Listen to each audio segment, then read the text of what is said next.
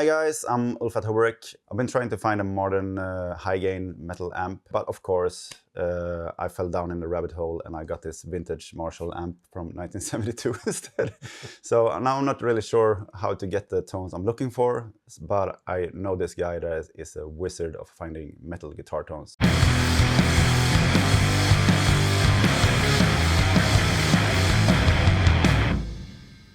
Hejsan allihopa! Hello!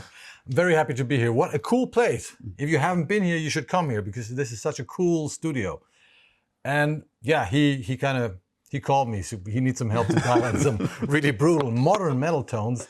And yeah, he was supposed to get like a real metal amp, but what he did was, you can see it, get this, what is it, old Marshall Plexi? Yeah, it's from 1972, so...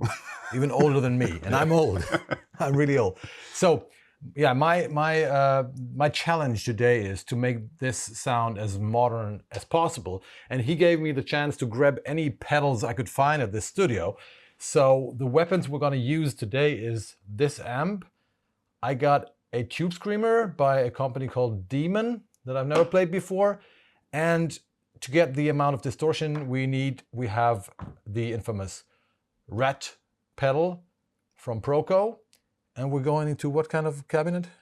It's the cabinet that came with this. It's also a vintage Marshall cab with black backs.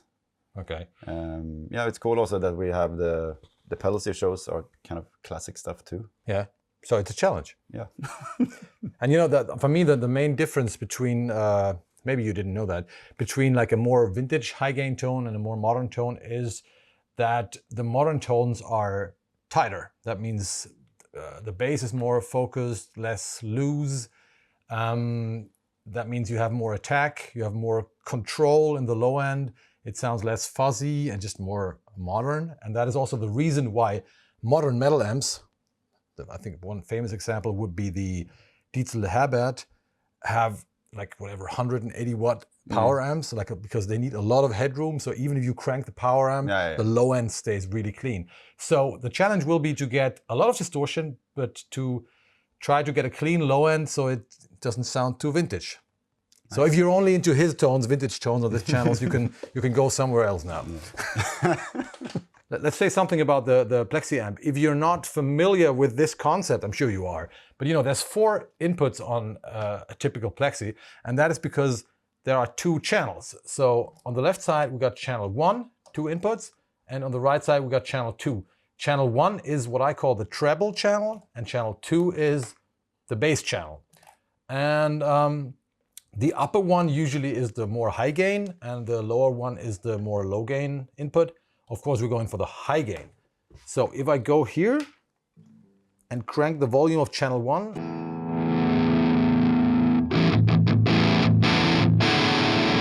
this is the treble channel fully cranked, all the distortion we can get. And if I go here,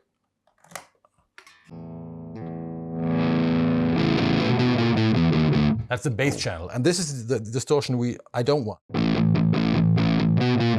You might like it. I'm getting happy. Yeah, no, we're not going to make you happy today. So that's too fuzzy. So what we can do with the Plexi, and now it gets really fancy, we can actually use both channels. We're going to use a patch cable. So I'm going to go into channel 1, fully crank it. And then we're going to go from channel 1 into channel 2, so we can mix in a little bit of the low end. Like this. Blend in a little clean low end with this.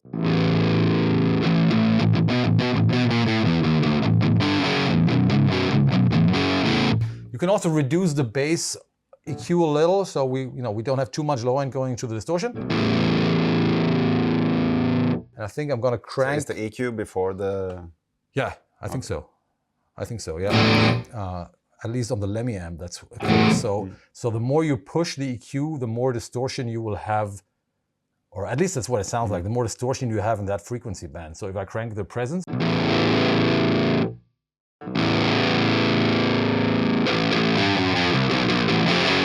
The distortion gets a little more grindy.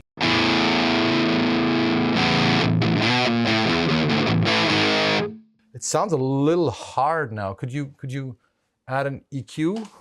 Maybe around 3K or something, just pull out a little bit.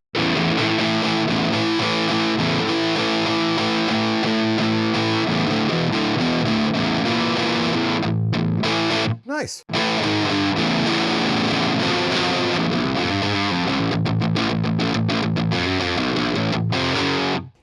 By the way, at least we have the right guitar. Yeah. This one is loaded with EMGs, which are actually my favorite for this kind of metal tone. Anyway, so let's add the first distortion. This is the classic Rat. Rat.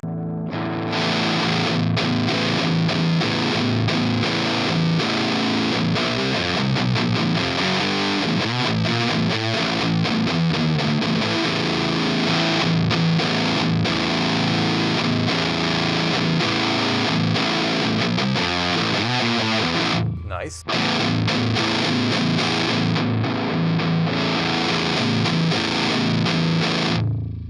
So now we have the amount of distortion we need. I have the filter almost fully opened up.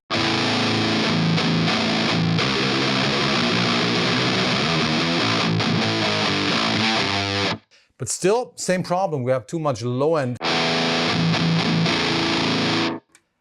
And this is where we add the tube screamer. Because, I mean, people like, oh, might you use the tube screamer for actual overdrive? Yeah.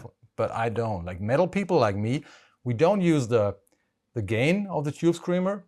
We just use it we just use the so-called inbuilt EQ of the tube screamer, because what happens if you add a tube screamer is that there's a low cut filter inbuilt. So a lot of the low end will be cut. So it sounds like, or you have like more higher mids and high frequencies going into the amp, pushing the distortion, which seems to give you more attack and seems to remove some of the low end, making things tighter and more modern. Let's see if that works.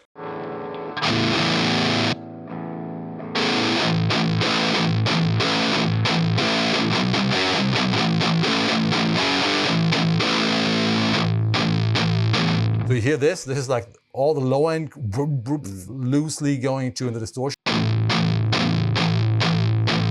And when you turn it on, instantly you have this metal attack. You don't like this, right? I do, but I mean, I would say like without the tube screamer, maybe to me it sounds a bit more full and nice on its own. Yeah. But on the other hand, if you're gonna play fat stuff, that's exactly the problem. Something I call the drutt metal, like the drn, drn, drn. Yeah, right.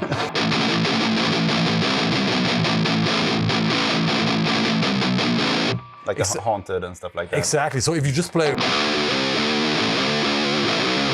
you can turn it off. Look. And also the palm mutes, they sound kind of cool and farty. Like. As long as you play riffs like that. But again, what do you call it? Drutt metal. Drutt metal.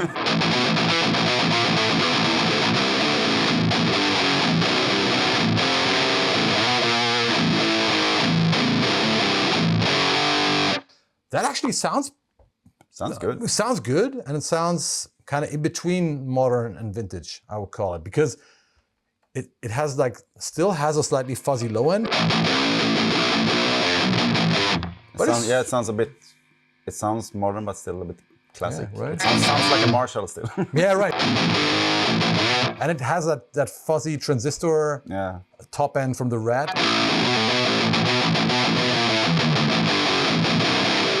But there's something else I wanted to try, because we also, let me just turn off the amp for a second. We also have this beautiful Lele P splitter. Yeah. I got the same one. This is the best one money can buy. It actually works, you know, it actually works. And so it's really good with the coupling of the ground. Yes, and also there's also phase shift, which is cool. So what I'm gonna try now so I'm gonna go with the guitar into the P-split, and then one side is going into the two pedals, but only into the treble channel, and we're splitting the signal, yes, thank you. There you go, Mr. Kohle. And sending the direct signal from the guitar into the bass channel. So we get a really clean bass.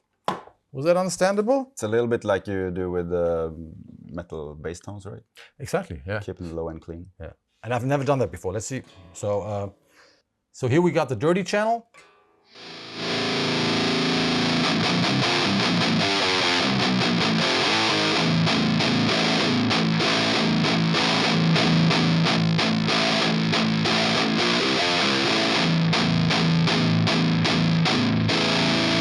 But now we can blend a fully clean signal like this.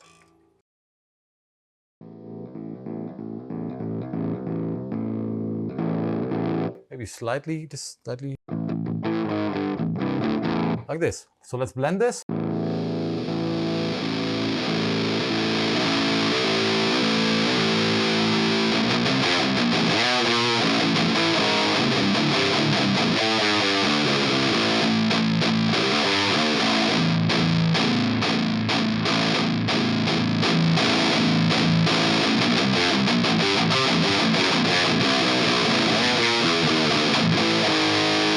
Which is something I think you can only do with this amp, because which amp has two blendable channels? Yeah, I know I have some old bass amp that has also blendable channels. But it's only the old ones, right? Yeah, yeah. It's actually weird that nobody these days makes.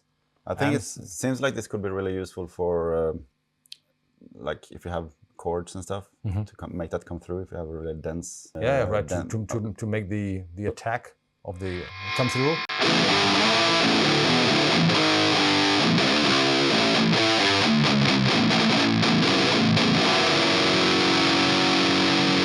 This is a cool way of going over the top with the distortion on one channel, and then you can still add clean low end. And this also works for bass. I had this idea because I was doing the same thing with the Lemmy bass plugin from Softtube. So I was like cranking the treble channel and just adding a touch of bass, and that wasn't loud enough. So I was splitting the signal into two plugins that time. And that gave me like a killer combination, and it was all in phase. Like here, it's all in phase. And if you have any Plexi amp plugins at home, do your people have plugins? Do they use or just do it? I think they do, yeah. Okay, they do. They have plugins. You can try that. Try having even splitting the signal into two plugins, and on one you can use the treble channel and crank it. On the other one you can use the cleaner bass channel, and you can use that on bass or guitar with wonderful results, hopefully. That's really cool. Are there any free plugins for that? I don't know, to be honest. No. Which other? I'm sure. Yeah. He will look them up and put all the links in the description. I'll see if I find something for people just want to try it out without, or you can try like demo versions of. Yeah, you could try the demo version. I think Softtube make great. I think even the official Marshall plugins, they sound great. And there is something like this in Amplitude, and there's something like that, I think, in all the major plugin suites. So you see, we have achieved the most brutal modern metal tone ever in this unholy halls of HoboRec. Is that correct? Maybe. Yeah, probably. You were just supposed to say, yes, of course, sir. Yes, of course.